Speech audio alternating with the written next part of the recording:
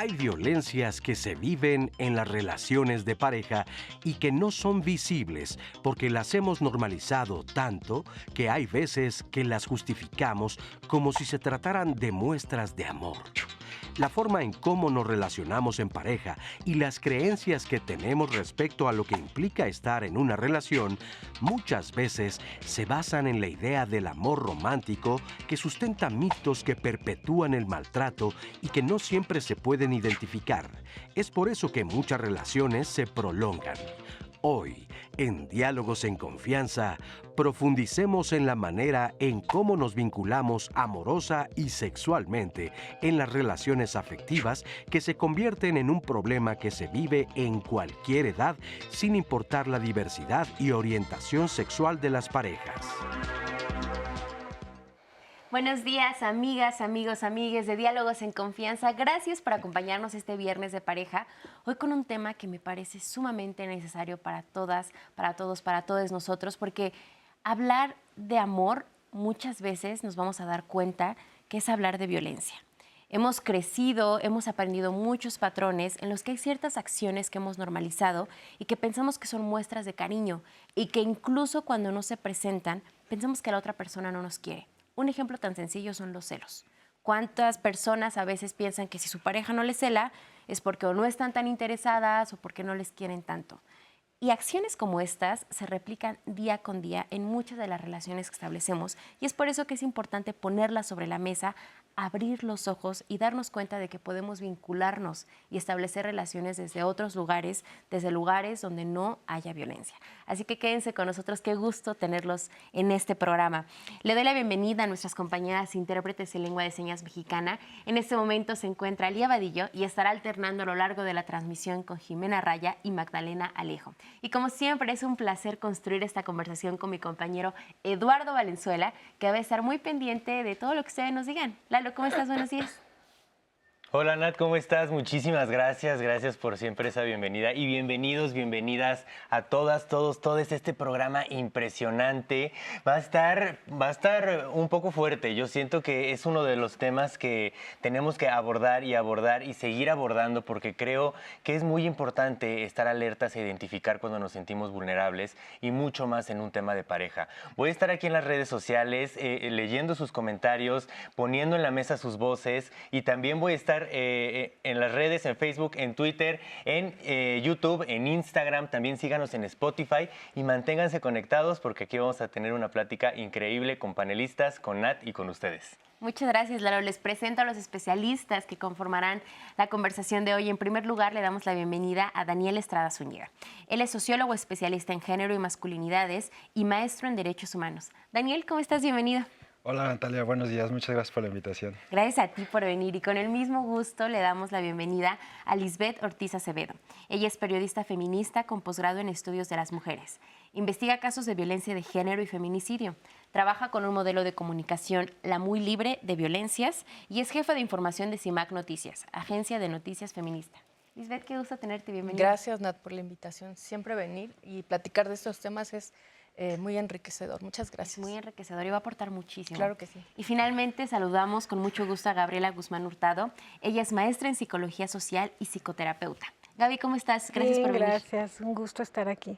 Pues ya platicábamos fuera del aire, Lalo, especialistas, y creo que todos concordamos en que es un tema que necesitamos de verdad. O sea, que creo que aunque hay muchos avances, todavía hay muchas situaciones que normalizamos y que nos ponen en situaciones de peligro, nos ponen en situaciones de desigualdad y que creo que no es el lugar desde el que nos queremos vincular. Entonces, empecemos por hablar de por qué es necesario especificar que amar no es violencia. Bueno, gracias por darme la palabra para iniciar este panel. Mira, yo creo que podría mencionar la encuesta, la ENDIRE del INEGI. Las mujeres están siendo violentadas en un más de 70%, es decir, 7 de cada 10 mujeres están siendo violentadas y el ámbito en el que también nos están violentando es dentro de la pareja, es decir, las estadísticas ya están arrojando esta situación, ¿no? es cierto que hay toda una cifra negra y que no se llega a saber cada una de estas situaciones porque no llegan a la denuncia. Pero lo cierto hoy es que con los índices de feminicidio, con los índices de violencia que están viviendo y que estamos viviendo las mujeres en este país, nos damos cuenta que el ámbito de pareja es un sitio que está siendo de mucho riesgo para nosotras y entonces hay que sentarnos a hablar del tema y saber qué es lo que está pasando ahí en la pareja, que nos estamos socializando en la violencia. ¿Cómo estamos llegando a la edad adulta o cuando sea, o sea, desde la adolescencia, aunque sean nuestras primeras relaciones amorosas, cómo estamos socializando para llegar hasta este punto y desarrollar esta violencia? Me parece muy interesante esto que dices, estamos socializando en la violencia y yo creo que estamos socializando a tal punto que hemos normalizado muchas acciones que son violentas y que en realidad pensamos que son muestras de cariño. ¿Dónde radica esta confusión, Gaby? Yo creo que tiene que ver en la educación que hemos recibido desde niños.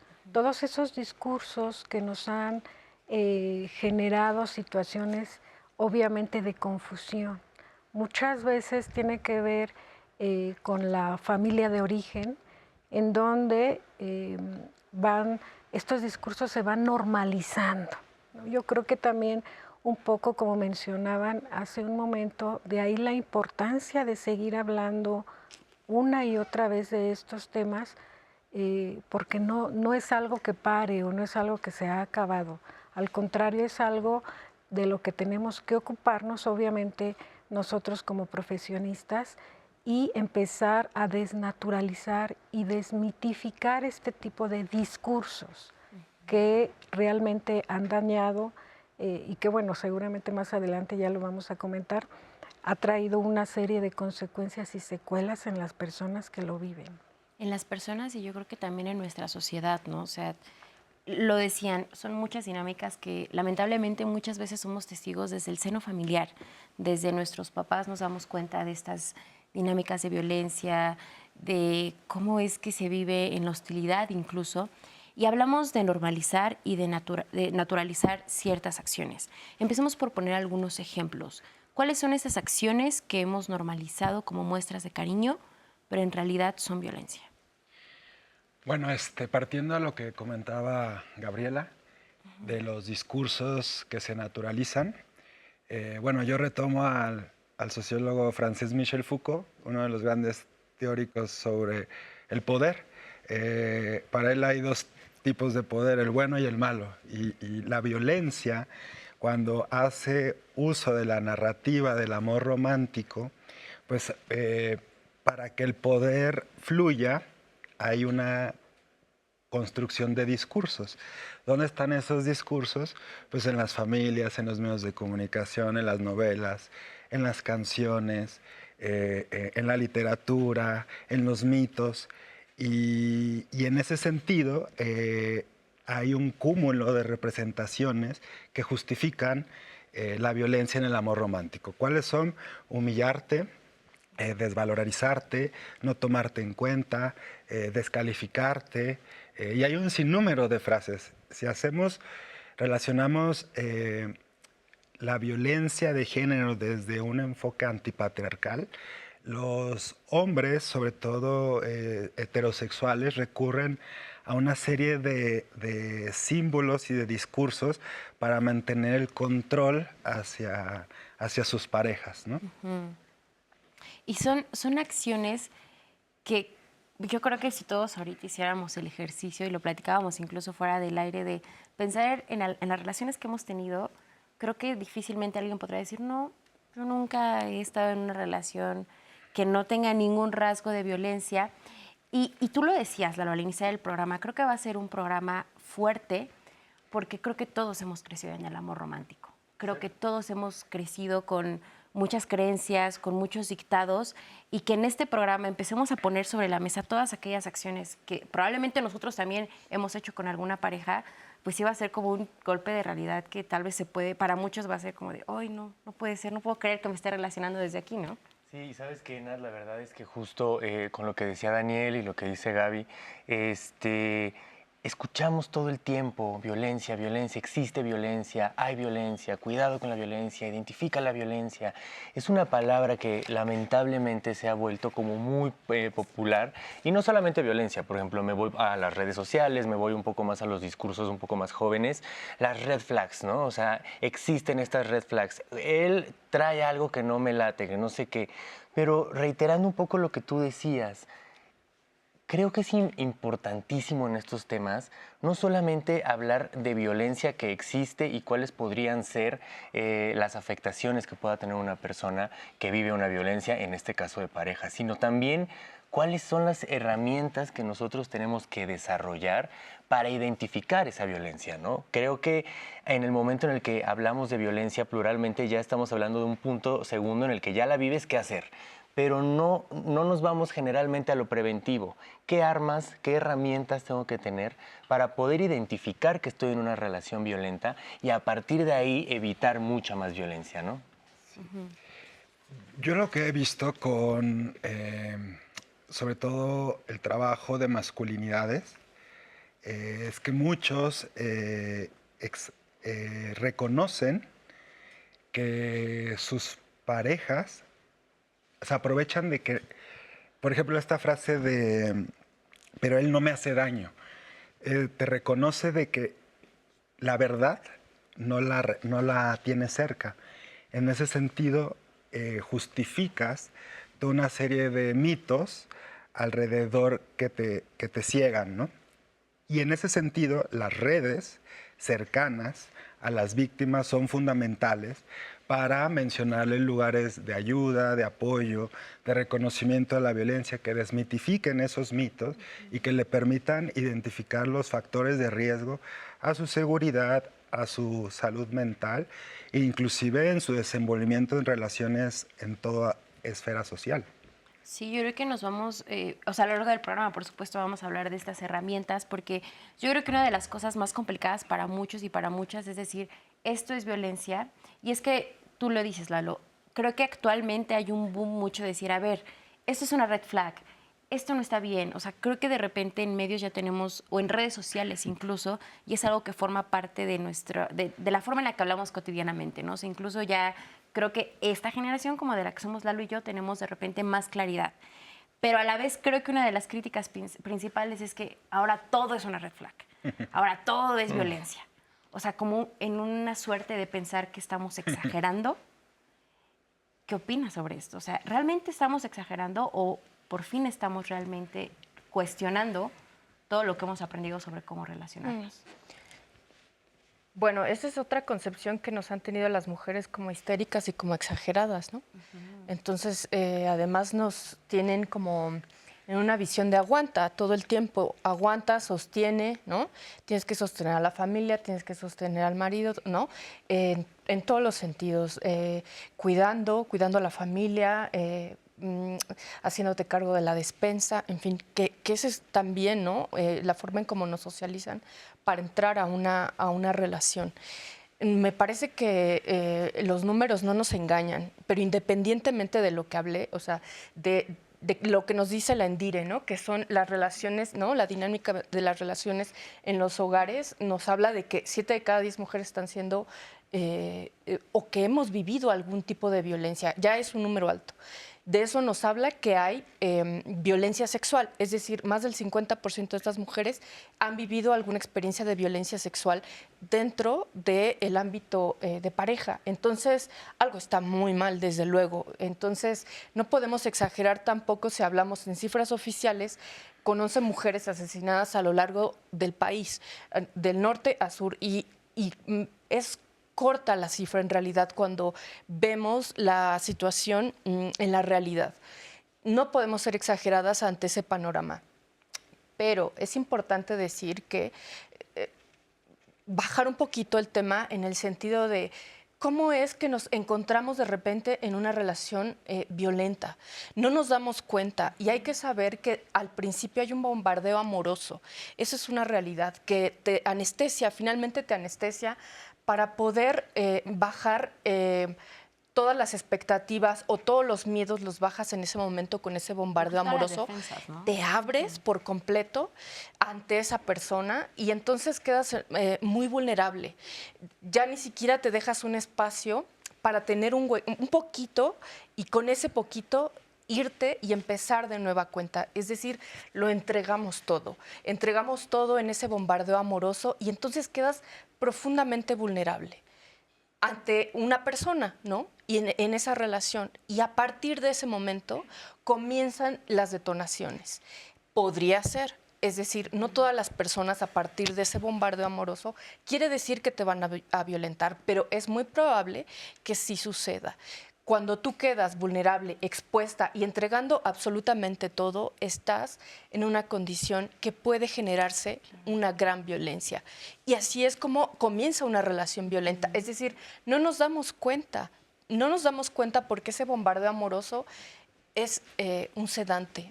Claro, y se pasan yo creo que muchas cosas por alto y, por ejemplo, estas acciones que tú nos decías, humillar, manipular, lo que les decía al inicio, los celos, en este boom de amor y en esta etapa del enamoramiento pensamos, ay, bueno, no es para tanto, no pasa nada. Pero vamos a ver cómo es que sí pasa y hasta qué grados puede llegar la violencia.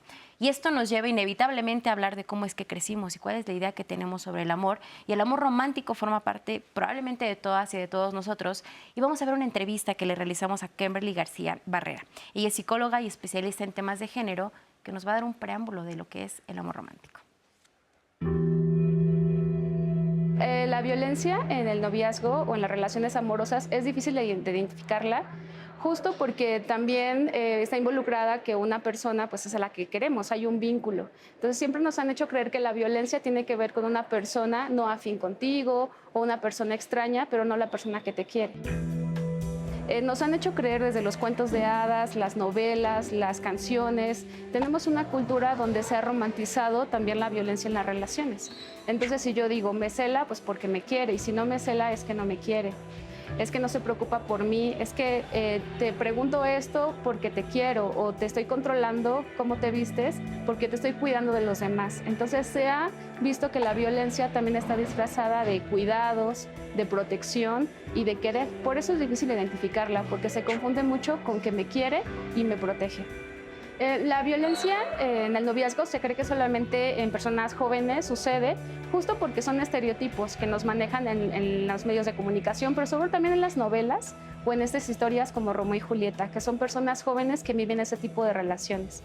Sin embargo, no solamente esto sucede en relaciones jóvenes y heterosexuales, sino también sucede con todas las edades y también con todas las preferencias, porque justo en las relaciones amorosas ancladas hacia un amor romántico, pues están encaminadas a un anhelo, es decir, que todas las personas anhelamos tener este tipo de vínculos. El amor romántico es un conjunto de creencias de una relación ideal, ¿no? De cómo tienen que ser las relaciones de pareja, porque solamente en el amor romántico nos hacen creer que solamente hay un modelo y hay que alcanzarlo. Estas ideas tienen que ver con que la media naranja, solo hay un amor en tu vida, que amar duele. Entonces, justo con ese tipo de creencias y anhelos se justifican muchas violencias, porque todo va en nombre del amor. Entonces, una relación de amor romántico no es igual, sino que siempre hay una disparidad y por lo tanto pues hay una lucha de poder, que esto lleva a que una persona quiera controlar a la otra. Mira, coincidimos. Muchas gracias a Kimberly García porque nos pone sobre la mesa pues muchos conceptos que creo que se relacionan bastante con el amor romántico. Pero si les parece bien, empecemos por definir a qué nos referimos al hablar del amor romántico. Bueno, en primer lugar quiero mencionar que sociológicamente el tema del amor pues cambia con el tiempo. Si bien la Real Academia, la Real Patriarcal Academia, mencionan que el amor es un sentimiento, pues este tiene un impacto cultural, político, religioso, social, de los medios de comunicación muy fuerte. Creo que el siguiente punto es que creo que amor romántico y violencia no son compatibles y que creo que es una de las grandes creencias y mitos, que el amor romántico y la violencia son compatibles. El tercer punto es que no solamente la violencia física es violencia, sino que hay tipos y modalidades de violencia contra las mujeres que arropan sistemática y estructuralmente la idea de que la violencia es amor romántico.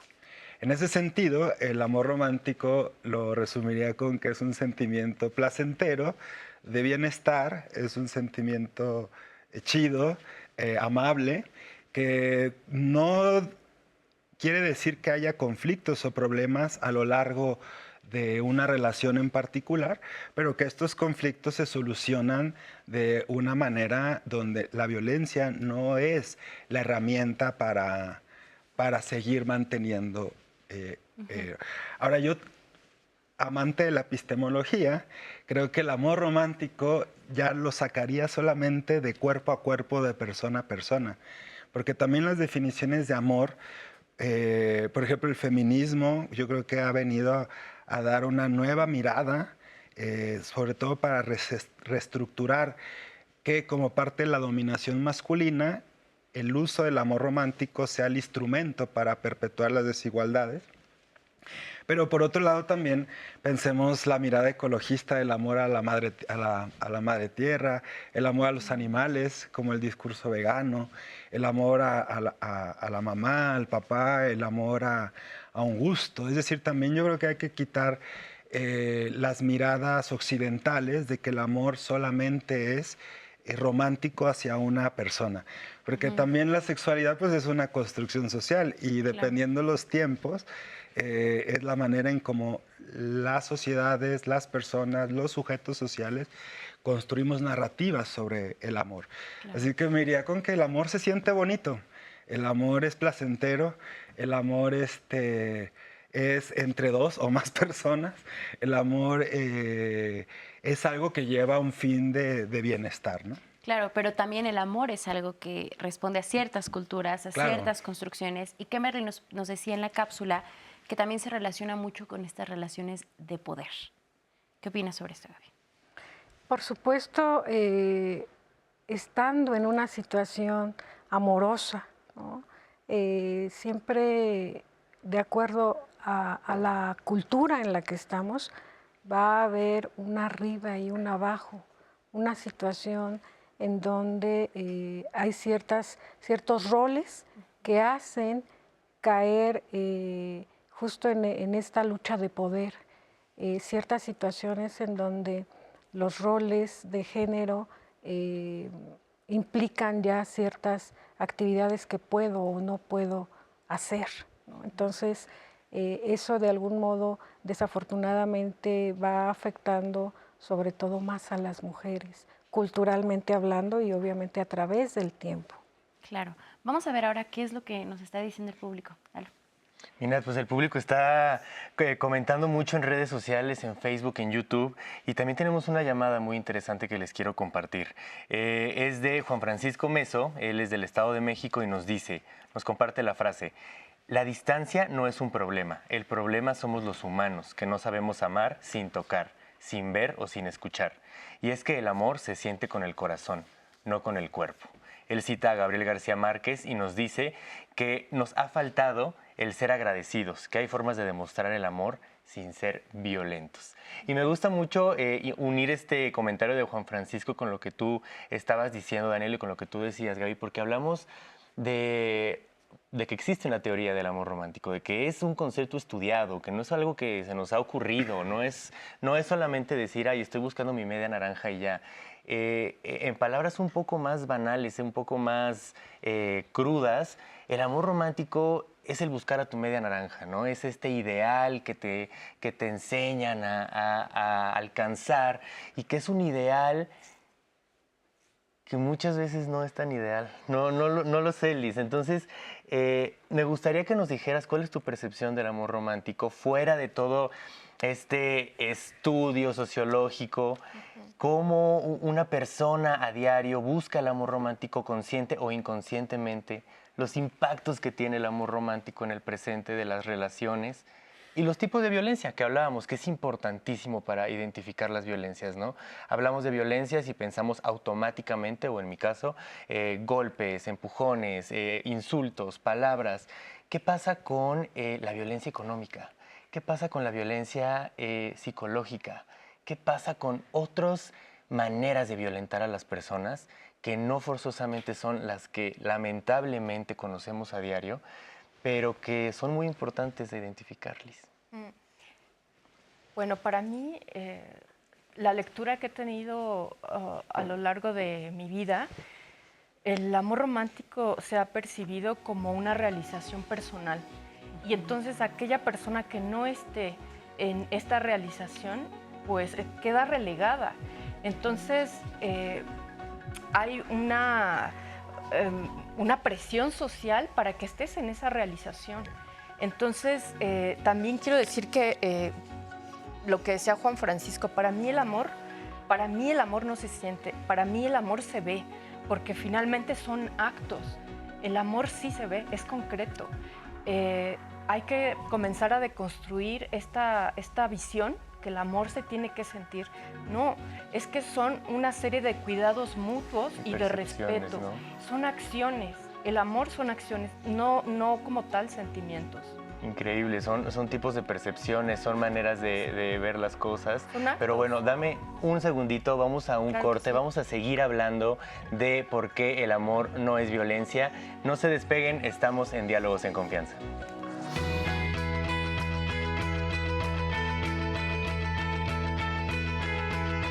La violencia de pareja es un acto abusivo de poder y de omisión intencional dirigido a dominar, someter, controlar o agredir de manera física, verbal, psicológica, patrimonial, económica y sexualmente a las mujeres. Encuesta Nacional sobre la Dinámica de las Relaciones de los Hogares, INEGI. Gracias por continuar con nosotros aquí en Diálogos en Confianza. Nuestro tema hoy, amar no es violencia. Y antes de la pausa, Liz, mencionabas algo que me parece sumamente importante. Cómo cuando ejerces el amor romántico o encuentras a una pareja, es sinónimo casi que de realización personal. Y en el caso de las mujeres creo que está muchísimo más marcado. Vamos a ver el testimonio de una mujer que nos cuenta lo difícil que fue para ella salir de una relación en la que había violencia, sobre todo porque lo que pensaríamos que es nuestra principal red de apoyo, que era una familia, impulsaba muchas creencias machistas. Vamos a verlo. Tengo 53 años.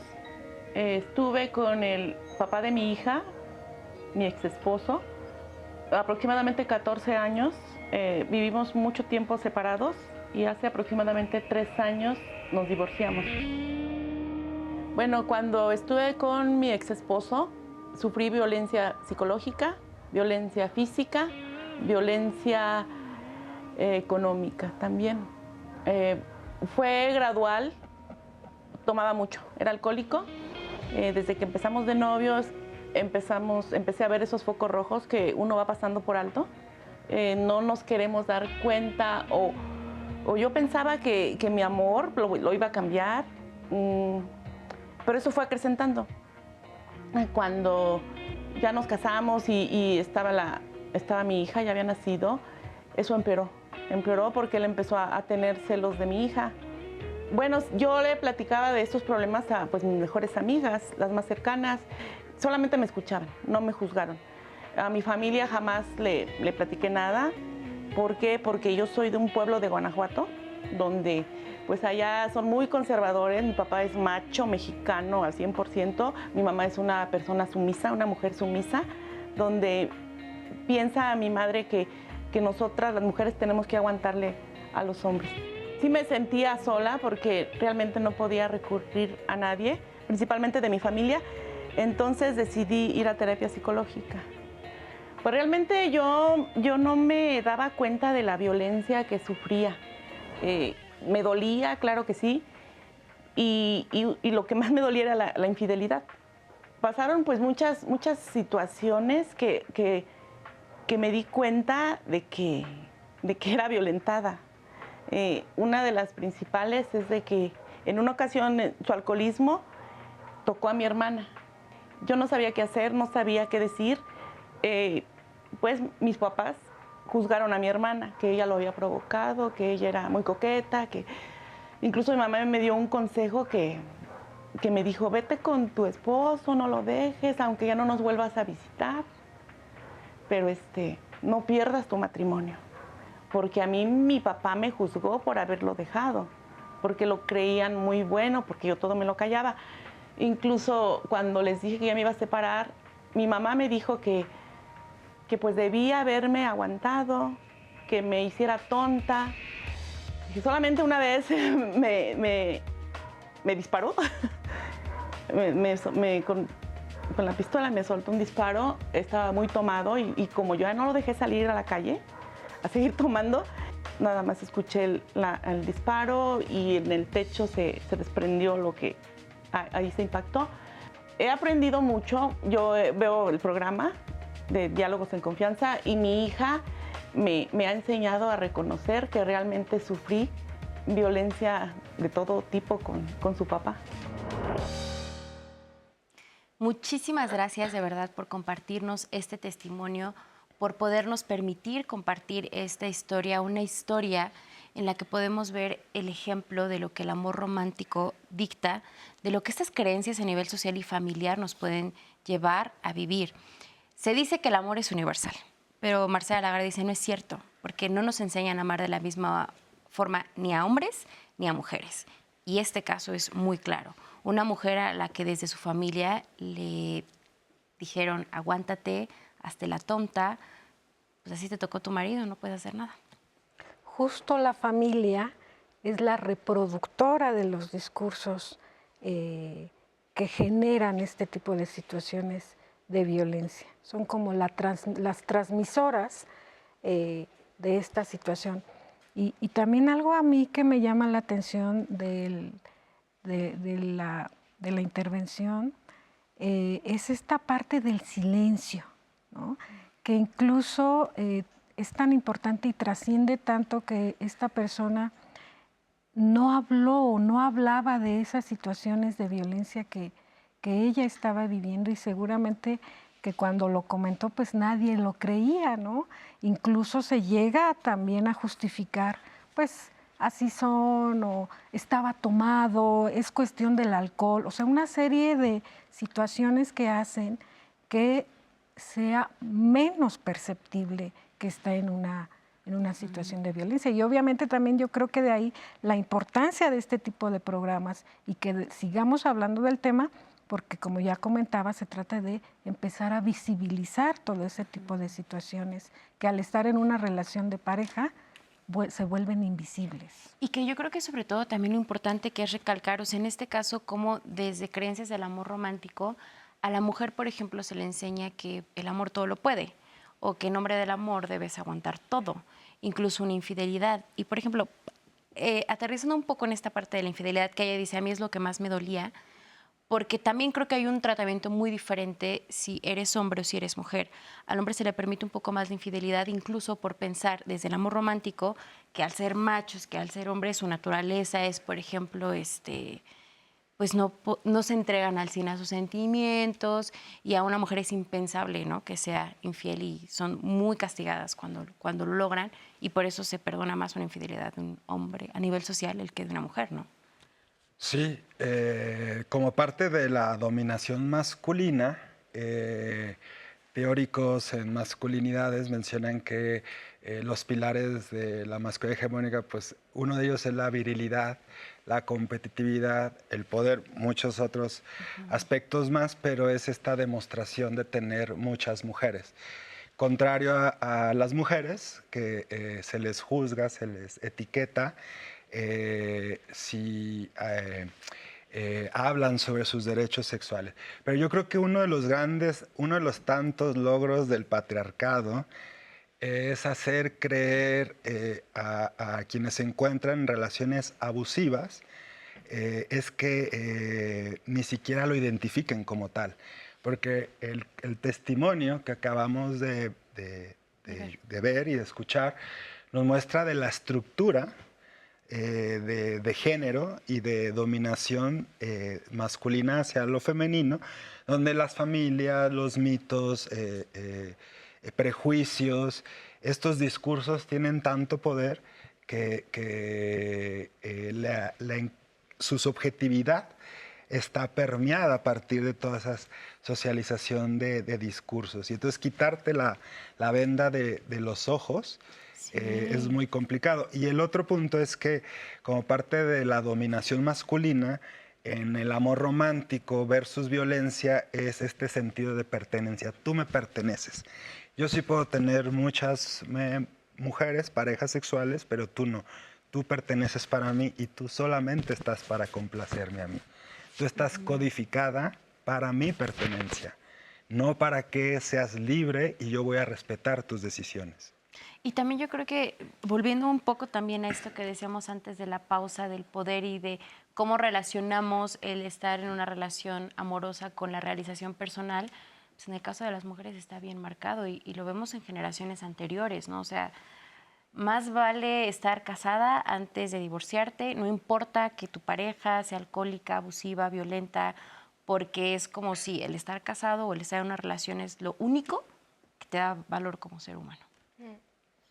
Sí, a las mujeres nos palomean ahí, ¿no? Tienes pareja, ¿no? Y además llegaste al matrimonio, ¿no? En una relación muy estable, digámoslo así, con mucho compromiso, pues ya nos palomean y nos aceptan en la sociedad. Y aquellas que no lo emprendemos, pues somos, algo está mal con nosotras, ¿no? Algo nos falta, pobre, ¿no? Pobrecita, ¿no? Está incompleta. Está incompleta, está sí. sola, ¿no? Sí. Esa es la manera en cómo nos miran, ¿no? A mí me llamaba mucho la atención ahora que escuchábamos este testimonio que es muy impactante por el grado de violencia, ¿no? El abuso sexual del que habla, de la red de complicidades que hay dentro de la familia, ¿no? Permanece en de lo que estamos hablando. Tienes esa realización porque estás casada, ¿no?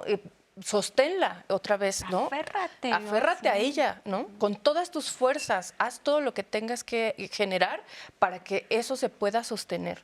Esta red de complicidades tan violentas también.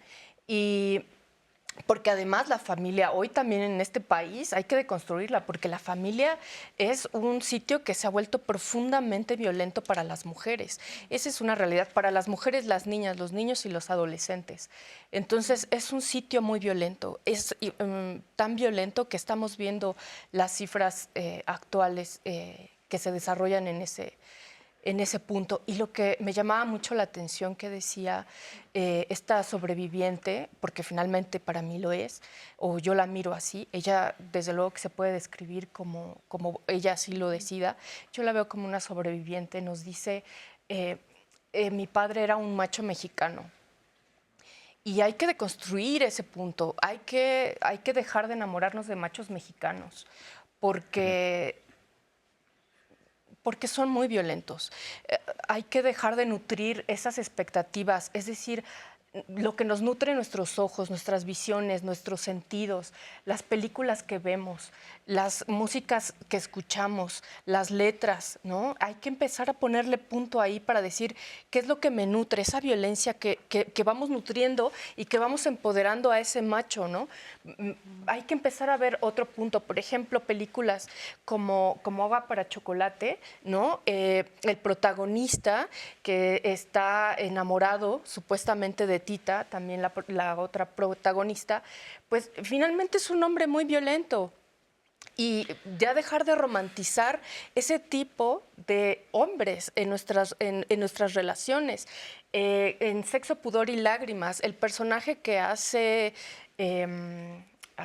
¿cómo se llama? El que es de publicidad, uno de ellos, este hombre es muy violento, tiene muchas mujeres, o sea, se empezó también a romantizar estos personajes. Dejemos de romantizar estos personajes tan violentos, tan seductores, ¿no? El seductor, el que tiene muchas mujeres. Y es que yo creo que al romantizarlo, ahí es donde empezamos a permitir estas violencias sutiles, donde empezamos a tal vez pensar que no es para tanto cuando sí lo es, ¿no? Vamos a ver qué es lo que nos están diciendo en las redes. Y Nat, pues la conversación se está volviendo muy mutua también en las redes sociales. Nos dice Mariana, por ejemplo, ¿cómo podemos identificar que estamos en una relación que puede ser peligrosa? Es que darnos cuenta no es tan sencillo. sobre todo cuando estamos enamoradas y enamorados. Y creo que lo vamos a unir un poco a esta parte del testimonio que creo que todas y todos compartimos aquí, que fue impactante, del crecimiento que tuvo la violencia, ¿no? Este ciclo de violencia que incluso impactó a la hermana, ¿no? Incluso impactó a otro entorno. Entonces, la violencia va creciendo al punto de un disparo, ¿no? Es impresionante. Entonces, Mariana nos dice cómo identificarlo. Luis Torres nos dice, creo que si de entrada ya hay maltratos o bromas pesadas, es un indicio de que en el futuro habrá un tipo de violencia. ¿Tendríamos que terminar de inmediato con la relación? Muchas veces no lo vemos como algo grave. Habla también un poco de ya identificar un maltrato, pero si la decisión es tajante de decir, aquí no es, ¿no? También nos dice María Eugenia, dicen que aprendemos a amar como lo vemos en nuestros padres y familia, pero a veces no hay violencias tan marcadas y de pronto vemos cómo los hijos o los primos están en relaciones violentas. ¿Por qué? Ella nos explica por qué aprender de los papás, pero también hay mucha diversidad en esta parte. Y por último nos comenta Valeria Gómez, ¿qué pueden decir con deconstruir? ¿Cómo lo hacemos y por qué es importante para las relaciones amorosas? Valeria, gracias por esta palabra. Deconstruir creo que es una palabra que me gustaría profundizar a lo largo de lo que nos queda de programa, porque creo que es una palabra bastante poderosa, muy, muy poderosa. Pero vamos con las dudas, seguimos con esta parte de saber de cómo aprendemos a amar, cómo replicamos estos conceptos. Decías tú, Gaby, en la familia es el principal escuela, lamentablemente, que nos enseña cómo amar, qué buscar, a quién queremos, a quién no queremos. Y ya estamos en una relación violenta, ya la identificamos, la terminamos por completo, seguimos con la relación. Y una cosita solamente que me encantaría poner sobre la mesa, si es que panelistas lo quieren profundizar, es que hablábamos hace rato de la posición de la mujer en el amor romántico, la posición del hombre en el amor romántico, el poder sobre la mujer, pero estamos replicando estos comportamientos en tipos de parejas ya diversas, ¿no? Vivimos en una modernidad en la cual ya estamos logrando un cambio en la percepción de una pareja binaria, heteronormada, monógama.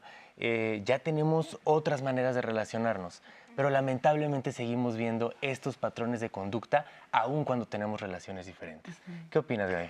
Fíjate que un poquito para complementar lo que estabas comentando, creo que también hay más allá, o bueno, aparte de estar romantizando las relaciones de pareja, también hay una idea romántica de la familia, ¿no? Creemos que o se nos ha hecho también creer que la familia es el espacio seguro, que los vínculos que se establecen ahí necesariamente tienen que ser estables y bonitos. Desafortunadamente la familia, justo como ya lo comentaba, también es el medio idóneo para ir transmitiendo todo este tipo de situaciones, ¿no? Y comentando, bueno, más bien respondiendo un poco a la pregunta que creo que nos hacía Mariana, en la práctica privada que yo tengo, normalmente lo que hago es pedirle al paciente que tome más conciencia de lo que está sintiendo. A veces, al vivir en una sociedad tan caótica, siempre estamos corriendo, todo el tiempo vamos deprisa, vamos dejando de lado qué es lo que estamos sintiendo. Entonces yo lo que hago es tratar de regresar a ti misma. Tal vez no puedes ver claramente una conducta que pueda ser de violencia, pero hay situaciones que no se ven, pero se sienten. Entonces, creo que pudiera ser como una herramienta esas situaciones que a veces decimos, no lo puedo explicar en palabras, pero algo no me late, algo como que no me está haciendo sentido, algo me está incomodando.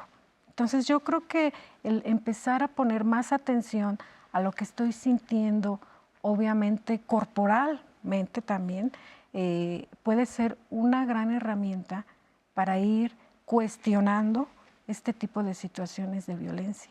como mencionaban en los comentarios, ¿no? También decía, lo veo en mis primos, el entorno. Ver el entorno también puede ser una herramienta para poder identificar.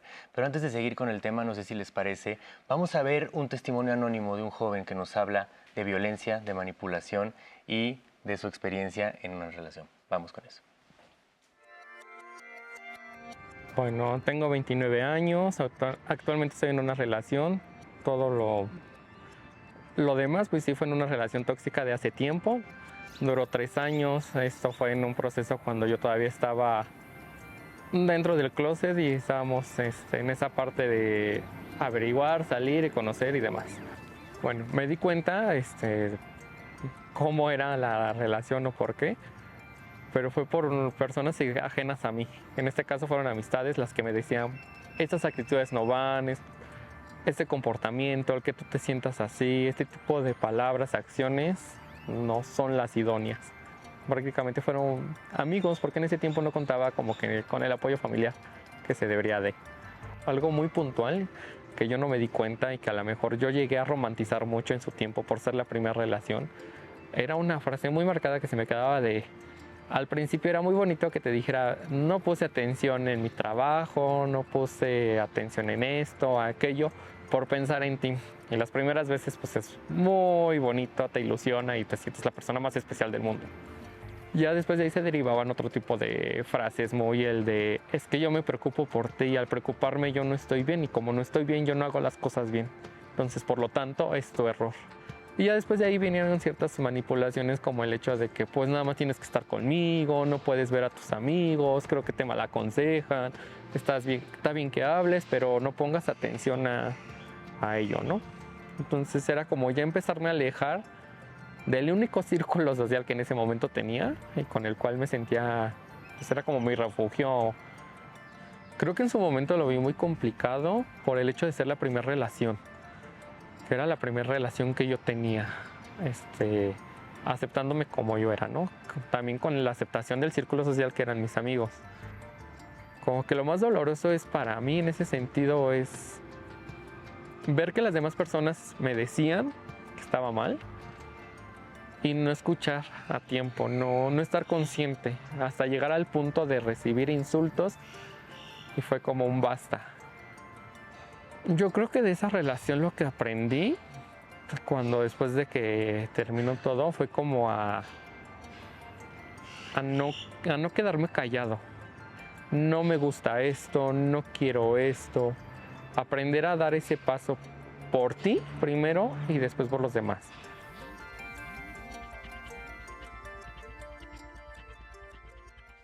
Pues muchísimas gracias por este testimonio anónimo. Es complicado el poder entender cómo va evolucionando la relación al punto de que la violencia va también evolucionando junto con la pareja. Él menciona que coincide que es su primera relación, coinciden varias cosas que nos gustaría comentar, pero antes me gustaría leer un comentario de Mario Barrón que nos dice: lo que he visto con mis amigos y mis relaciones es que es normal tener relaciones en las que por lo menos hay maltrato. Y no sé por qué se ha normalizado. Creo que por eso muchos prefieren no tener pareja. Y Marco Valdivia nos dice, las relaciones de pareja no son sencillas, porque nos cuesta trabajo negociar y conciliar, pero nos cuesta trabajo también ceder. ¿Por qué necesitamos tener el control?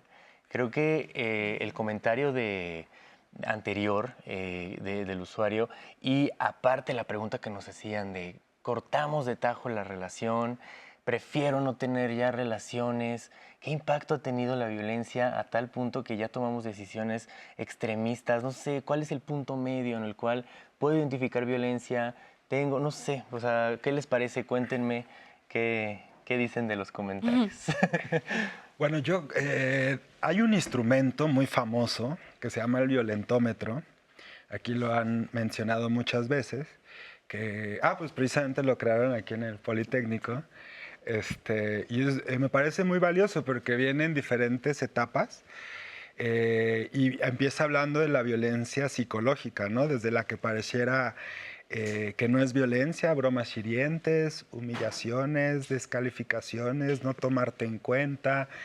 El tema es que en base a los agresores que perpetúan la constante ejercicio de poder, recurren a culpabilizar a las víctimas para hacerlas sentir mal de esta violencia y que hicieron algo erróneo y por lo cual se justifica la violencia del agresor.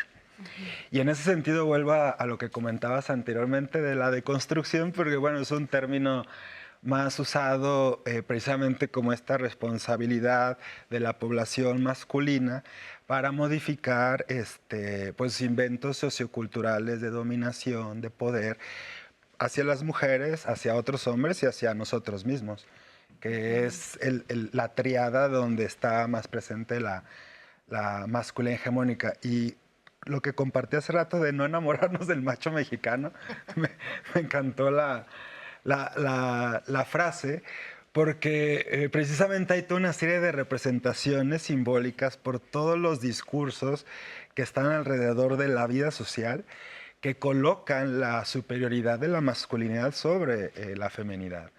Y eso es muy importante tomar en cuenta, porque Margaret Mead dice, pues esa es la raíz de la cual se justifica que los hombres pueden violentar mediante la narrativa romántica a las mujeres. Y en ese sentido es que el amor romántico, las políticas de prevención son fundamentales porque pueden inhibir serios problemas para el Estado, para las comunidades, para las familias y para las personas. Porque muchas de las ideas de amor romántico o de parejas en violencia pues se traducen en embarazos adolescentes, feminicidios.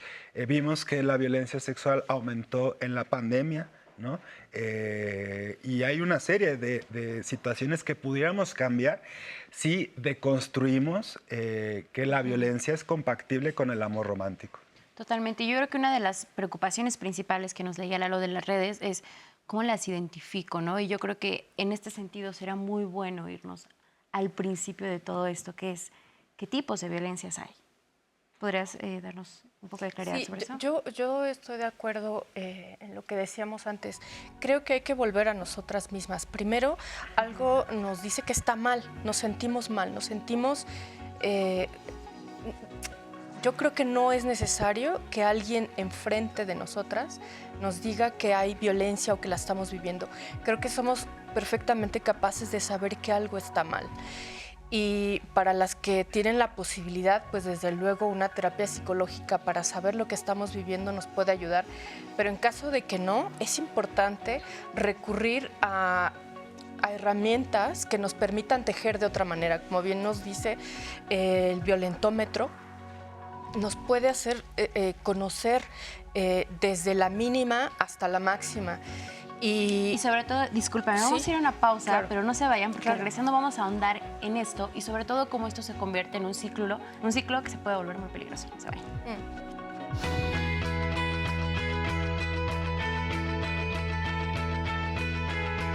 El maltrato y la violencia en las relaciones de pareja nunca son causa de quienes la sufren, sino responsabilidad de quien la ejerce.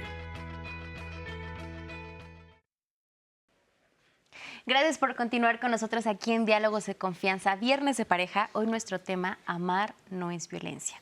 A lo largo del programa hemos establecido de cómo se han naturalizado muchas conductas, romantizamos otras que en realidad son profundamente violentas y sin embargo forman parte de la forma en que nos relacionamos día con nuestras parejas. Y yo creo que es muy importante dejar muy en claro cuáles son los tipos de violencia y que es justo en donde te pausamos antes de ir a este breve... Sí, al principio del programa platicaba sobre los índices de violencia, ¿no? En cuanto a violencia sexual o violencia física, pero también hay otros tipos de violencia que tienen que ver con el aspecto patrimonial, económico. Es importante decir que muchas mujeres que intentan salir de relaciones violentas, este es un punto que les impide irse. Porque ¿cómo te vas de una relación violenta? Estás viviendo con el agresor, pero no tienes un patrimonio a dónde irte. Entonces se vuelve un problema social, porque ¿qué haces con los hijos, con las hijas, con los adolescentes? Entonces, el tema patrimonial sí es un punto, porque es muy probable que si tú te dedicaste a las labores de casa, que son trabajos de cuidado no remunerados, jamás generaste ningún tipo de seguridad social ni laboral. Y esto te deja en una indefensión económica a lo largo de los años. Y quiero decir que ahora estamos sumando otro tipo de violencias y que se están visibilizando, como la violencia vicaria. Es decir, una vez que las mujeres logran salir de esas relaciones violentas, son utilizados los hijos, las hijas, para seguir esa violencia a través de las hijas y de los hijos. Aunque tú ya estés fuera de esa relación, aunque ya haya una separación, incluso de años, te siguen violentando a través de los hijos. Y entonces ya hay una ley, ya hay leyes que están en debate, la ley Sabina, y tiene que ver con eso, con una mujer que se llama Diana Luz y que a raíz de lo que vive la violencia a través de su hija Sabina con el padre, pues terminan generando esta ley, y me parece extraordinario que también se estén visibilizando no solamente estas como la económica, la patrimonial, sino que hay otras que se generan incluso después de haber terminado esa relación. O sea, ya ni siquiera hay una cercanía. Ahora, también hablábamos de este instrumento que es maravilloso, que es el violentómetro, que creo que todos estamos muy relacionados con él, en el que a través, pues, literal, como un termómetro, podemos ver desde esas violencias muy sutiles, que son sobre todo las más normalizadas, hasta las mayores expresiones de violencia, que en este caso pues, es el feminicidio, acabar con la vida de alguien. Sin embargo, el escalar de pasar de un insulto, de una amenaza, un chantaje, hasta llegar, por ejemplo, a un balazo, hasta llegar a un disparo, ¿cómo se da? ¿Es gradual? ¿Se vuelve un círculo del cual no podemos salir? Sí, es algo gradual. Al inicio es casi imperceptible y ahí es donde opera mucho esta parte de los justificantes, ¿no? Estar justificando una y otra vez las situaciones que se están presentando. Así es él, es muy enojón, estaba bajo el influjo de droga o alcohol, no sé, y lo vamos dejando pasar. Entonces, esa situación va escalando cada vez más y tenemos nosotras un instrumento que es que ocupamos sobre todo en la psicoeducación, que es el círculo de la violencia, en donde podemos identificar que hay una fase de mucho amor, ¿no? Muy padre, muy bonita, que la vivimos. Posteriormente empieza una acumulación de tensión, hay una descarga donde se presentan este tipo de situaciones violentas y posteriormente viene la luna de miel, ¿no? Un arrepentimiento, no lo quise hacer, no lo vuelvo a hacer, mira, perdóname, voy a cambiar. Incluso pueden aparecer una serie de regalos, ¿no? A modo de convencer a la víctima de violencia para seguir en esa situación. Entonces, y empieza el ciclo. Exacto, y nuevamente está la persona sin que se dé cuenta dentro del círculo en donde le es difícil salir. Y que probablemente cuando empieza el ciclo de nuevo ya no van a ser estas violencias sutiles, sino va a empezar a subir de grado y de grado y de grado hasta que, bueno, lo vemos que la mayor expresión de esta violencia pues es el feminicidio. Estamos hablando de los tipos de violencia y sale a colación la violencia patrimonial, que es seguramente una de las que pone en una situación de mucha desigualdad y de pues, mucha vulnerabilidad a las mujeres cuando no tienen a dónde ir y solamente viven con su agresor e incluso dependen económicamente de ellos. Vamos a ver el testimonio de una mujer que justamente atravesó esta situación y lo más complicado de esto es que ella no contaba con una red de apoyo y ahora ella, que ha salido de este círculo, funge como red de apoyo para otras mujeres. Ahorita actualmente estoy en una relación con un amigo que precisamente él me ayudó a salir de una situación que pasé de maltrato con una persona que duré 6 años. Hace 3 años que ya estoy separada que salí de su casa. Sufrí agresiones verbales, psicológicas, violación, agresiones físicas y hasta que casi me mata y fue como decidí salir de esa casa. Es muy difícil identificarlo cuando sufres de violencia desde niña. cuando ves cómo maltratan a tu madre o en tu entorno, ¿no? Entonces se te hace verlo normal. Cuando yo me di cuenta que ya era más abuso, fue porque él me escupió la cara y me dijo que era una basura, que yo no valía por ser una mujer con hijos. Lo más complicado de separarme es porque no tenía dónde ir. Tengo un hijo con discapacidad, tiene 7 años, tiene síndrome de Down, pero yo no tenía a dónde irme con él. No tenía el apoyo como que de la familia. La gente siempre te va a criticar porque estés con él o porque no estés con él. Si te separas, luego lo toman como fracasos, ¿no? Y te dicen, ay, otra vez fracasó. O simplemente no encuentras un apoyo real. Solamente opinan, pero no te apoyan. He aprendido que nadie te debe de humillar, que tú mismo te das tu valor, que he podido salir adelante. Me estoy desenvolviendo en un ambiente donde jamás pensé que iba a poder estar. Le echo todos los días las ganas que más puedo por mi hijo, por mí, pero sobre todo porque creo que puedo llegar a más y sé que no puedo, ya no permito que nadie me ofenda. Y por ejemplo, yo me enfoco mucho en mi trabajo y yo digo que lo que habla de ti es tu trabajo, todo lo que haces. Soy muy cariñosa con todas mis compañeras. Precisamente ayer tuvimos como que un evento pequeño y una vecina me pidió un aplauso para mí, dijo que porque nunca las abandono. Y yo creo que trato de hacer algo de lo que por mí nunca hicieron. Muchas gracias por este testimonio. Gracias a esta mujer por compartir su historia, lo que vivió y pues sobre todo el dolor por el que atravesó. Y ahora pues ya lo puede contar desde un lugar diferente. Y yo creo que ella nos dice, bueno, tuve un amigo que fue el que me acompañó en el proceso, pero pues no es un proceso sencillo, no es un proceso de que un día a otro digas, esta es la violencia que estoy viviendo, bye. O sea, creo que para muchas personas es algo que cuesta mucho trabajo, desde identificar la violencia y hasta cómo rompo con una relación que es violenta. ¿Qué le puedes decir a esas personas que ahorita están en esa relación y no saben cómo finalizarlo? Vemos que nuevamente opera, ¿no?, el discurso del que tanto he hablado, y ahí también está esta parte del amor romántico, el pensar que el amor o que el matrimonio es para toda la vida, ¿no? Y incluso, como lo está diciendo en el testimonio, el terminar con esa relación ya es un fracaso o ¿qué vas a hacer ahora? Se empieza a cuestionar a las personas que toman este tipo de decisiones. Sin embargo, pues es algo necesario, sobre todo cuando tu integridad física está en peligro.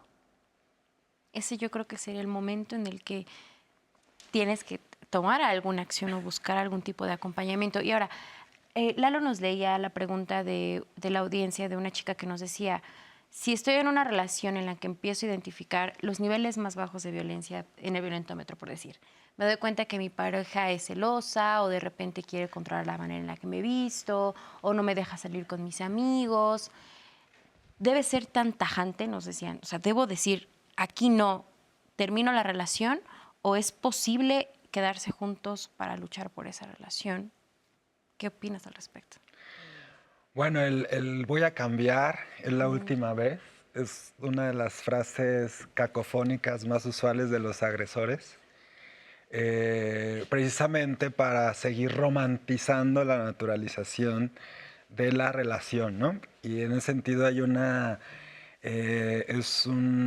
promesa incumplida que va a tener altos porcentajes de fracaso si no el agresor primero no hace conciencia del uso de su violencia y trabaja sobre ella, lo cual es la cantidad de la población masculina es muy poca la que lo hace.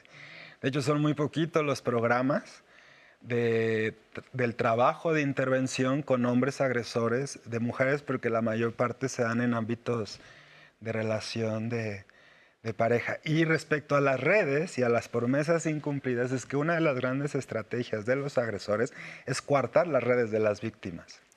Por eso es fundamental que las amistades o personas cercanas que identificaron las relaciones de poder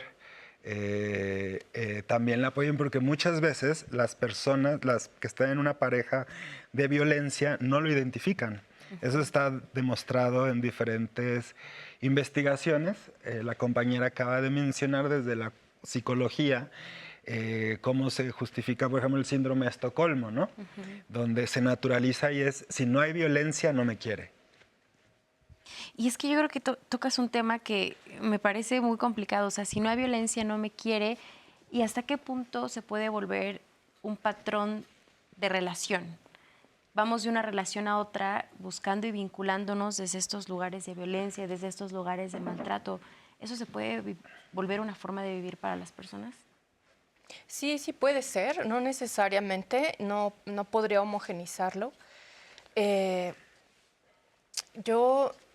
En la pregunta que hacías, yo me ahorraría una relación violenta porque no es necesario. Yo creo que entre más de 7,000 millones de personas en el mundo puedes encontrar a otra por ahí que te pueda ahorrar esos años de dolor, porque finalmente aquella persona que ha vivido una relación de violencia sabe que es muy complicado salir. Es decir, que tú te vuelvas a restituir como persona y vuelvas a creer en ti, te lleva mucho tiempo. Yo creo que no es necesario, que entre esos 7,000 millones de personas encontrarás alguna persona que te trate con respeto, con dignidad. Y yo invitaría a que dejemos de sentir y romantizar las mariposas en el estómago. Que nos sepa mejor a paz y a tranquilidad. Donde te sientas en paz y tranquila, ahí es. Exacto. Y es que yo creo que muchas veces incluso piensas, bueno, puede cambiar.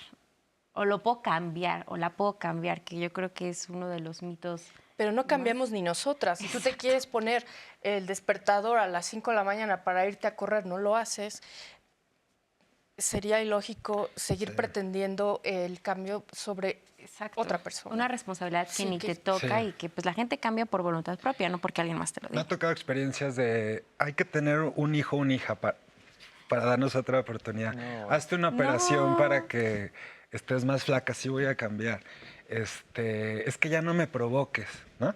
Sí. Son pues fantasías, porque además yo creo que además de analizar el amor con perspectiva de género y desde un lente feminista, antipatriarcal, yo creo que también hay que reconocer que a las personas, a las y los humanos, les humanos, hay un serio problema con la soledad y sentirnos solas y solos, que es distinto. Y hay un peso muy fuerte desde la coproducción occidental, neoliberal, de que estar solo, sola o sole es inaceptable para la sociedad. Y sobre todo yo creo que también desde un sentido de si estás solo, sola, entonces no estás completo. Porque uno de los dictados principales del amor cultural que hemos aprendido es te juntas con alguien más para que te complemente, para que ya sean un 100% y no seas una media naranja, como tú decías, que anda ahí por la vida. Entonces, si cambias el chip y dices, eres una persona completa con o sin pareja, pues te empodera y te hace ver que el amor o el tener una pareja no es el centro de tu vida, ni lo que le da sentido ni valor. Vamos a ver el mensaje que nos tiene preparado para este viernes Fernanda Tapia.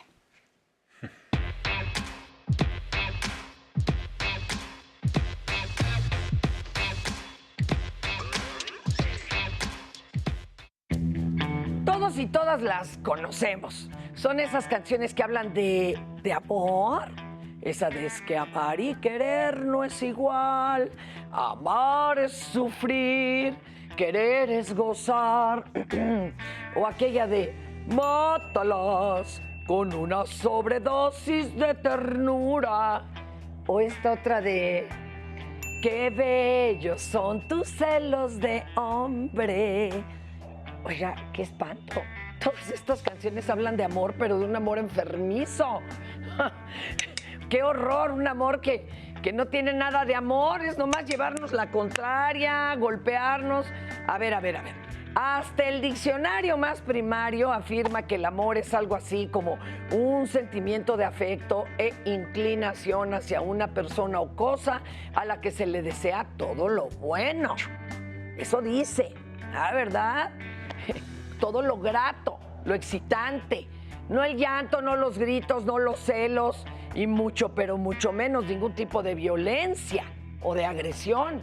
Y conste que hablamos no solo del amor romántico, es que hay muchos amores. El amor es respeto y hasta admiración por la otra persona. Así como hay varios tipos de amor, también hay muchos tipos de violencia. Y los más comunes son la física, la sexual, la económica, la patrimonial, la emocional, la psicológica. Bueno, me podría seguir. En México, uno de los países con mayor índice de violencia doméstica en el mundo, tenemos que en 2016 se registró que el 41.3% de las mujeres de 15 años y más habían sido víctimas de alguna situación de violencia sexual. Y las cifras han cambiado. En el 2021, este 41.3, ¿qué creen? Se convirtió en 49.7%. O sea, un incremento de 8.4 puntos. Sí, las cosas van mal y tenemos que hacer mucho para mejorarlas. Oigan, amigas, y si nos ocupamos más de nosotras, si dejamos de creer que si no me cela es que no me quiere, pégame pero no me dejes, si dejamos de callarnos, que nos digan, es que esa fue tu cruz. Repito, si dejamos de una vez por todas de callarnos. Ahí les va otra pregunta. Ya se la saben. Hay que tratar de contestar con toda sinceridad. La protección que él me brinda, económica, es más importante que el daño que pueda causarme. ¿De veras necesito este tipo de amor que me da mi pareja para sobrevivir? No. Ese no es amor y entonces tendremos que reaprender a amar. Para Diálogos en Confianza, Fernanda Tapia.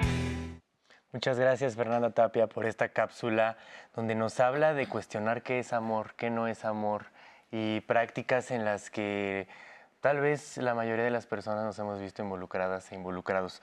Déjenme leerles unos comentarios para seguir trayendo la voz digital a la mesa. Dice Mateo Rodríguez, ¿qué pasa con los hombres que también viven violencia? ¿Pueden hablar de por qué para ellos también es difícil hablarlo? Elisa Arias nos dice, al primer maltrato hay que irse, no tenemos que quedarnos. ¿Por qué muchas mujeres tardan en irse?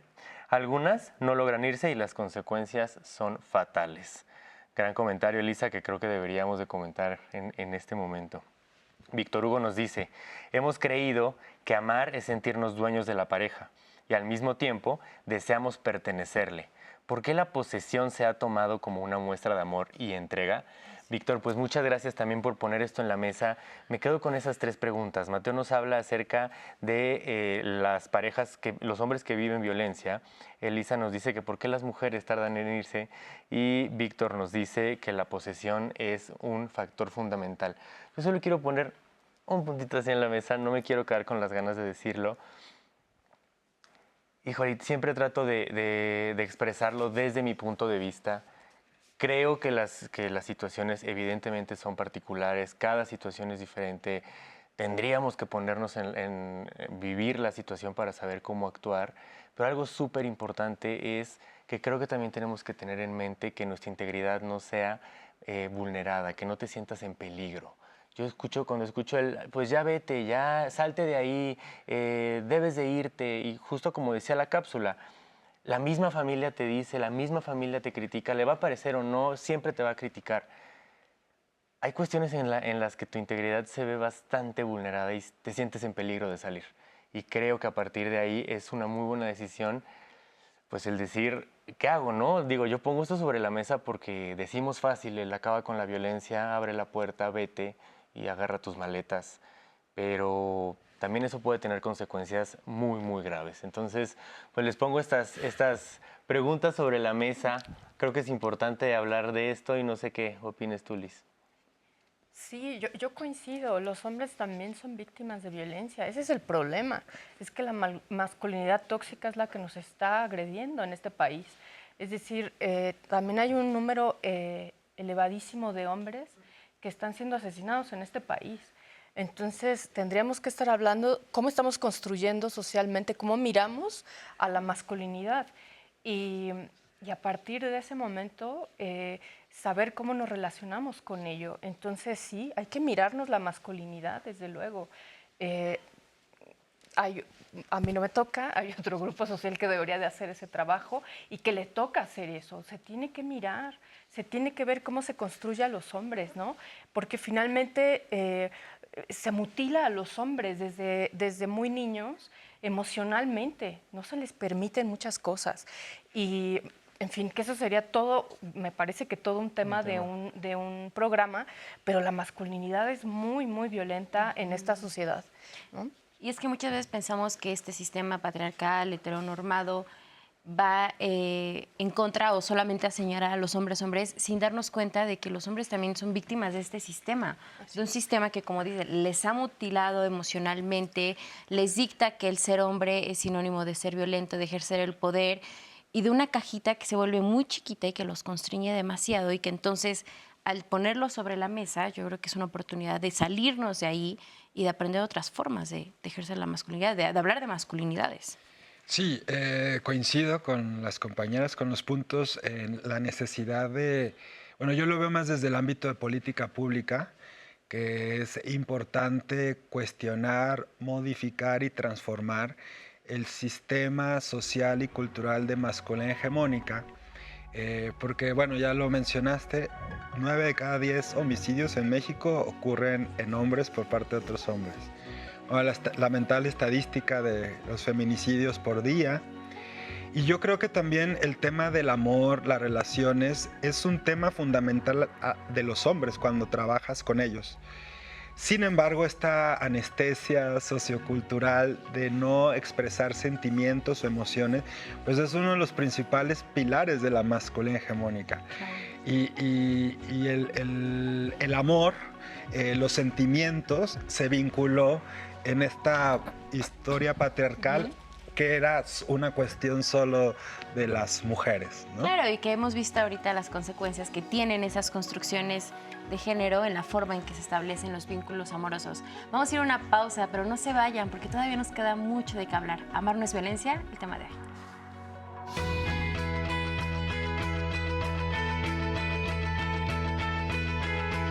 Vivir una experiencia de violencia en pareja no depende de la edad ni de la orientación sexual o del nivel económico de la persona.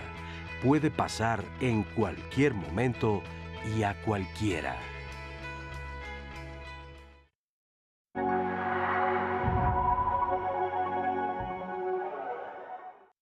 Las mujeres están siendo violentadas en un más de 70%.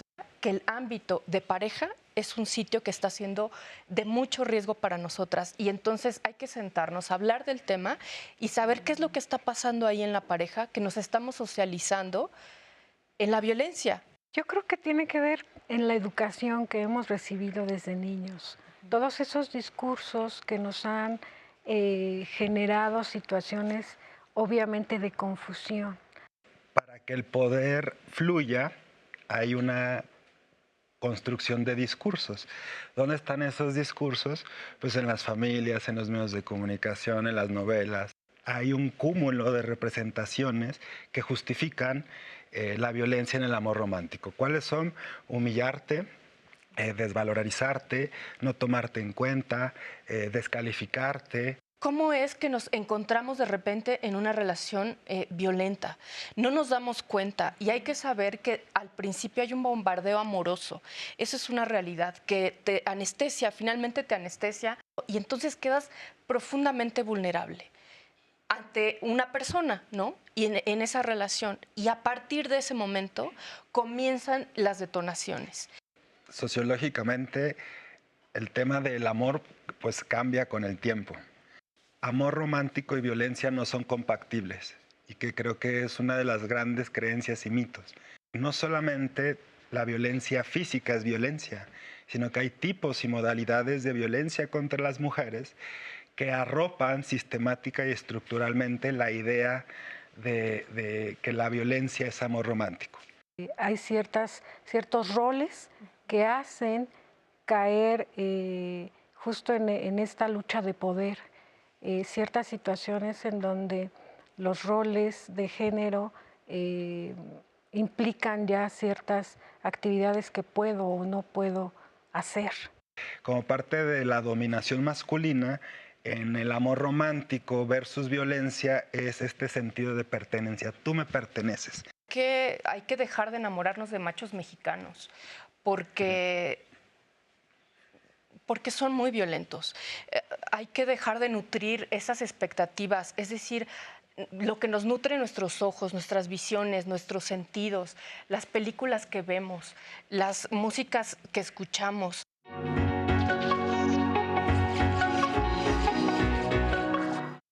Hace tiempo es hora de romper los mitos del amor romántico y erradicar la violencia que se disfraza de amor y escala hasta niveles de fatalidad. De acuerdo a la encuesta nacional sobre violencia en el noviazgo, 76% de las adolescentes de entre 15 y 17 años ha sufrido violencia psicológica, 17% sexual y 15% física. Combinar cariño y maltrato lastima la autoestima y provoca dependencia. Una relación de pareja debe constituirse sobre el respeto, cuidado mutuo, aceptación de las diferencias y el diálogo. Detectar las señales de violencia a tiempo es el primer paso para pedir ayuda. Estas son algunas recomendaciones para reconocerla. Te cela, te vigila y critica tu manera de vestir. Amenaza con dejarte cuando no haces lo que quiere. Coquetea con otras personas, incluso delante tuyo. Te revisa el celular y tus redes sociales. Siente miedo de sus reacciones cuando juegan, se empujan, golpean, lastiman. Te ha presionado para tener relaciones sexuales. La búsqueda del amor por las presiones sociales y el mito de hallar la media naranja para sentirse completo lleva a riesgo de fraude amoroso en aplicaciones o redes sociales, donde personas adultas mayores también ya son víctimas potenciales. Romper con los mitos y deshacernos de las imposiciones de género ayudará a construir relaciones sanas. Y si necesitas apoyo, la línea de seguridad o chat de confianza 55 55 33 55 33 del Consejo Ciudadano de la Ciudad de México, te apoyamos. Es 24/7, gratuitamente desde la Ciudad de México para todo el país, porque no estás sola, no estás solo.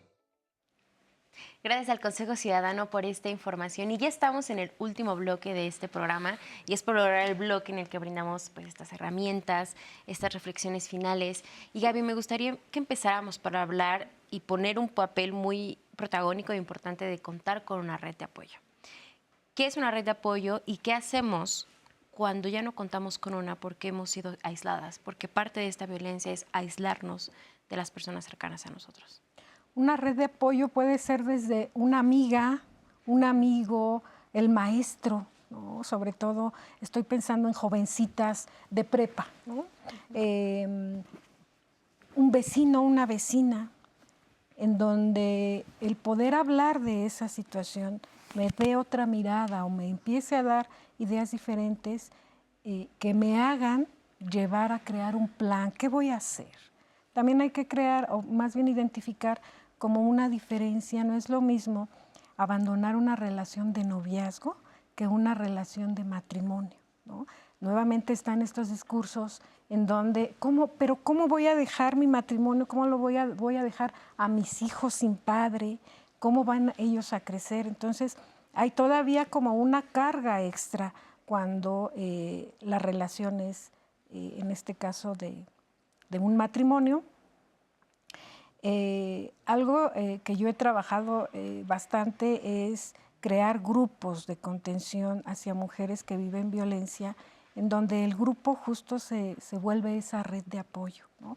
Un lugar en donde puedo socializar obviamente de mi situación, hablar de lo que me está pasando y sobre todo en donde las personas que conforman el grupo están dando su opinión y obviamente su experiencia de vida, y eso me ayuda a mí a escuchar justo las mismas situaciones, pero desde otra mirada. Entonces, se vuelve algo terapéuticamente hablando muy importante, porque me empieza llamamos nosotras, a espejear dentro del grupo, en donde yo me miro a través de la otra. Y eso es algo importante que puede ayudar a las personas que viven violencia a salir de esta situación y sobre todo también a generar un empoderamiento. No olvidemos como todas las secuelas y las consecuencias que deja en las personas el vivir la violencia. Entonces, también me ayuda para empoderarme, retomar el control de mi vida y obviamente hacer un plan. Claro. Ahora, Lalo nos decía antes de la pausa y nos decías, ¿qué podemos hacer en el caso de sentir peligro por nuestra integridad física si decidimos salir de una relación violenta?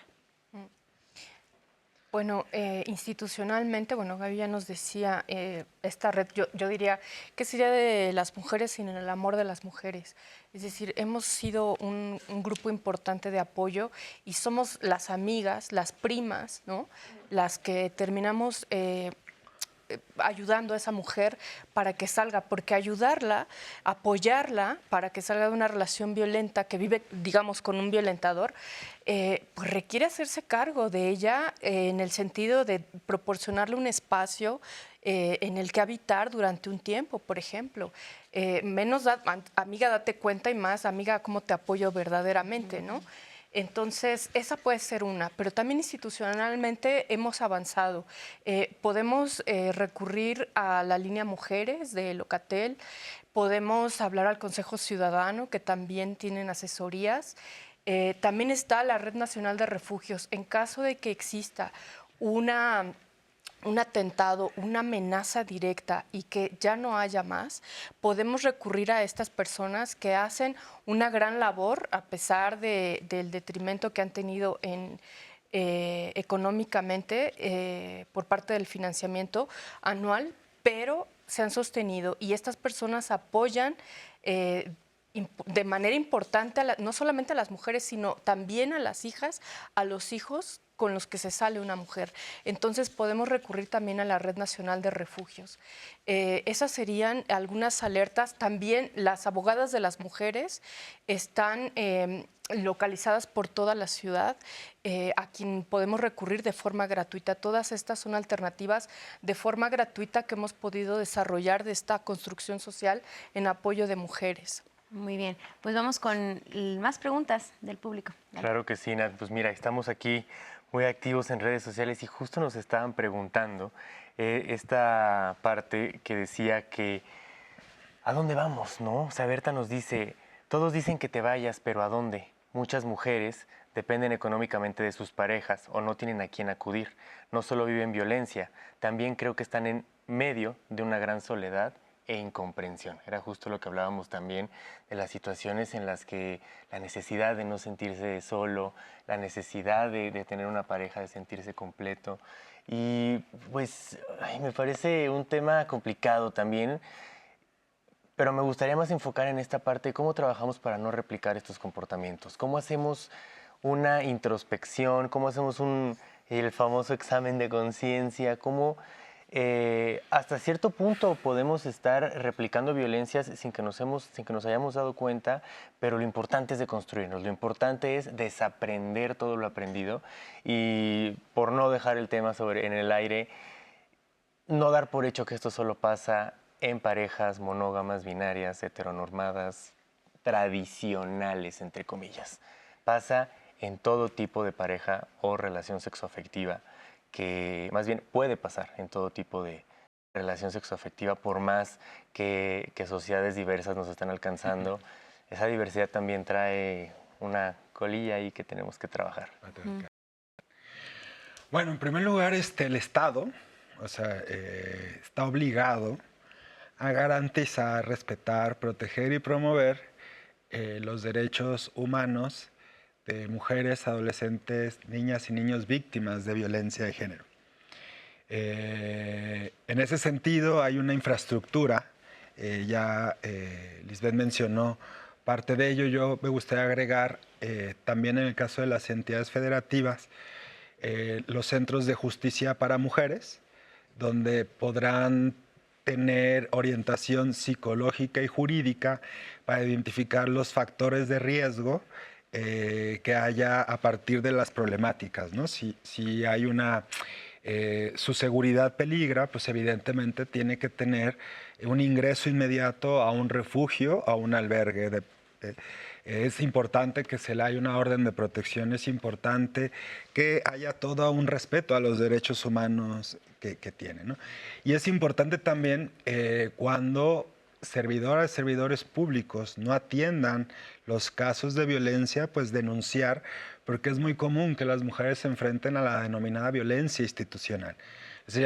Hasta la violencia estructural, ¿no? Como el caso del testimonio de la familia, no te vayas porque te vas a quedar sola, ¿no?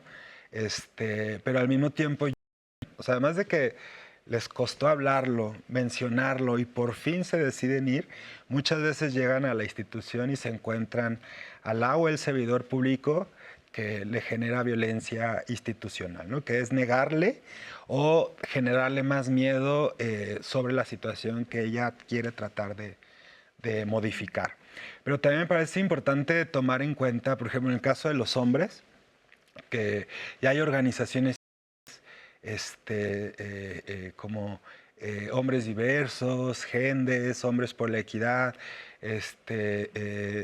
de machos a hombres, por nombrar algunas, que ya tienen metodologías para que ellos empiecen a hablar de cómo también el sistema patriarcal les afecta, pero hay una afectación diferenciada.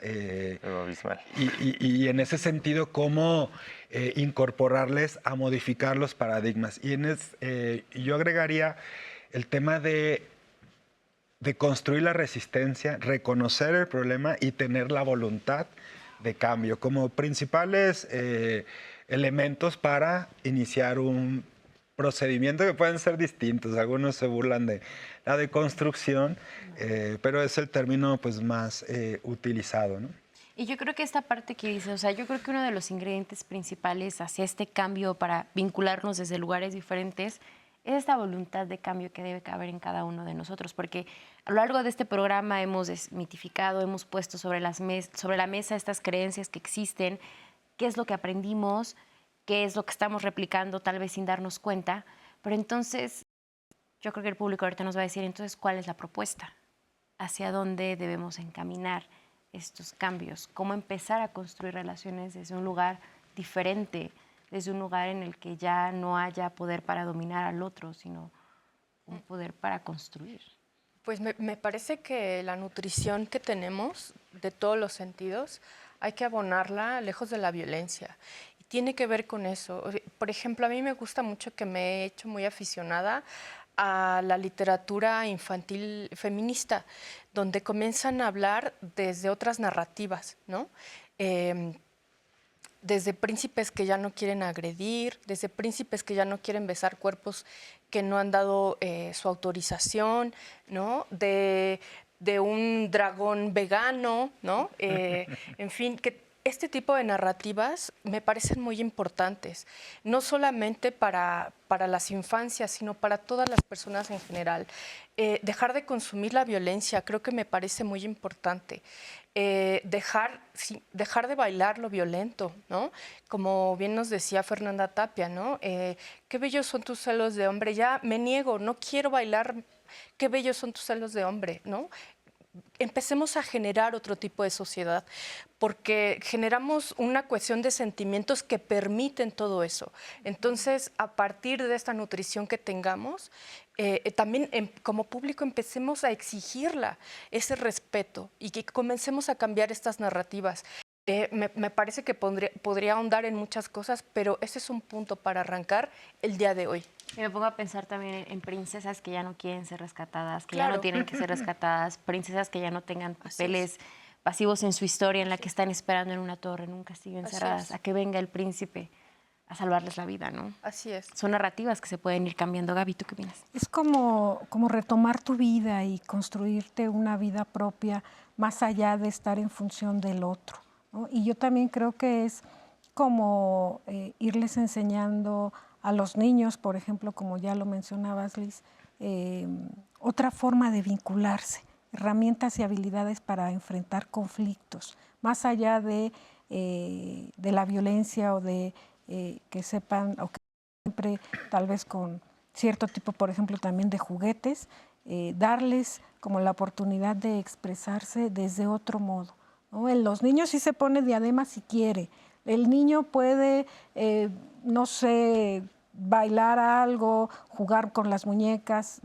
¿no? Ese tipo de cosas que generan cierta igualdad desde los roles también que hay en la familia, irlos como suavizando, hacerlos un poco más flexibles, menos estereotipados. Creo que eso también podría ser un avance. ¿Tú qué opinas, Dani? Bueno, pues yo apelo a reconstruir las narrativas simbólicas, patriarcales, heteronormativas, antidiversas, racializadas sobre el amor. Porque creo que todas, todos y todes tenemos derecho al amor. Y no solamente ver el amor solamente como una cuestión romántica, sino yo creo que ver el tema bélico por el cual está atravesando el mundo requiere más pilares de bondad, de respeto, de diálogos en confianza, me parece que es importante también empezar a cuestionar desde los amores la violencia comunitaria que prevalece en México, que es importante hablar del amor propio como parte de nuestra autonomía y independencia y personalidad, ¿no? Sí. Y que darnos, si todo está en movimiento, cuando hace rato comentabas que muchas personas no se quieren sumar a los nuevos cambios que hay sobre el ecologismo, sobre el feminismo, sobre la diversidad, sobre la no violencia, pues sí, hay un discurso de antiempatía a estos cambios y que requiere que reformulemos nuevas relaciones sociales con todas las personas alrededor, sobre todo con las que deseamos, queremos tener vínculos sexuales, placenteros, amorosos, afectivos. Y quiero andar un poco en esto. ¿A qué se debe esta renuencia que existe en algunas personas, esta cultura de no tener tal vez esa apertura a cuestionarnos lo que hemos aprendido? O sea, ¿será porque si aceptamos tal vez que la forma en la que estamos actuando a nivel social es violenta, no es la forma que impulsa el crecimiento de las personas? Es un poco de, pero si no me relaciono desde la violencia, entonces ¿qué hago? ¿Con qué me quedo? Bueno, ese es el asunto. Me hiciste recordar el gran texto de Ricardo Rafael, El hijo de la guerra, que es una entrevista a un narcotraficante en un reclusorio. Entonces habla de toda la experiencia de violencia desde la infancia a lo largo de su vida. Entonces la manera en cómo él se sabe vincular es mediante la violencia. La filósofa feminista Sayak Valencia utiliza el término sujeto endriago. El sujeto endriago es un actor de una mítica donde es un personaje oscuro, negro, que se construyó así porque el mundo lo hizo así, ¿no? Y entonces, ¿quiénes son los sujetos endriagos? Pues son los sujetos que más generan violencia. Bueno, si retomamos la frase, la mujer no nace, se hace, pues también podría fusionar aquí. La persona violenta no nace, le hicieron violenta, ¿no? Claro. Entonces hay un mundo muy violento. Gaby, ¿tú qué opinas? Quería comentar que tiene que ver con introyectos, ¿no? Todo eso, bueno, esta dificultad para empezar a cuestionar todo eso que aprendimos desde niños. Qué difícil es empezar a cuestionarme todo aquello que me fue construyendo, que me dijeron mis papás, que era la forma en la que me tenía que estar vinculando o que estar resolviendo los problemas. ¿Cómo empiezo yo a hacerme una serie de preguntas? Y sobre todo que estamos acostumbrados justo a eso, ¿no? A escuchar y a, por decirlo de algún modo, tragarlo sin cuestionarlo. Entonces, de ahí yo creo que también viene esta dificultad de empezar a cuestionar todos esos discursos que me han construido de forma violenta o para tolerar la violencia. Y yo creo que en tanto nos hagamos conscientes de que los introyectos son producto de algo cultural y que no es algo intrínseco del ser humano, en la medida que lo aprendí, pues también lo puedo desaprender y también lo puedo recibir. Yo creo que tendría que ser un ejercicio de quitarnos capas, de hacernos vulnerables, dejarnos o permitirnos esta vulnerabilidad para aprender nuevas formas de todo. Desnudarnos de alguna manera el alma y los sentimientos para empezar a mirar desde otra perspectiva. Así es, pues quiero agradecerles a los tres por esta conversación. Yo creo que estos espacios se vuelven uno de los primeros lugares en donde podemos hacer este ejercicio justamente de evaluar qué es lo que aprendimos, desde dónde nos estamos relacionando y qué resultados estamos obteniendo. Cada quien puede pues evaluar cuáles son las relaciones de pareja que están estableciendo y como siempre pues yo también quiero agradecerles a ustedes, a la audiencia que siempre están del otro lado de la pantalla. Lalo. Muchísimas gracias, Nati. Pues sí, la verdad es que ha sido un tema súper enriquecedor. Agradecemos todas sus opiniones en las redes sociales, en digital. Y no dejen, por favor, de comentarnos, no dejen de seguirnos para hacer sociedades diversas, plurales, inclusivas. Y bueno, sintonícenos el próximo viernes en Diálogos en Confianza.